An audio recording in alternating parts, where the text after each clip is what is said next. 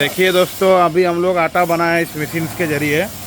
ये है गेहूँ, जिसको किसी किसी जगह में गेहूँ बोलते हैं, इधर बंगाल में गम बोलते हैं। और इसको अभी हम लोग आटा बनाए इसी मशीन के ज़रिए। देखिए ये जो आटा है, इसका आटा का क्वालिटी देखिए, एकदम पूरा बारीक आटा है। देखिए ये दादा आया हमारे लोकल से। কোথায় বাড়ি আপনার? জগন্নাথপুর মোড়।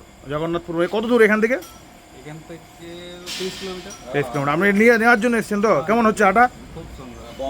একদম গম নিয়ে এসেছেন আপনি, আপনার সামনে করা যায়। বারিক হচ্ছে তো আটাটা দেখুন। আর যদি কেউ এইরকম মেশিন কিনতে চান আমাদের কাছে, তাহলে কন্ট্যাক্ট করতে পারেন। দেখুন আটার কোয়ালিটি দেখুন, একদম পুরো বারিক আটা দেখতে পাচ্ছেন।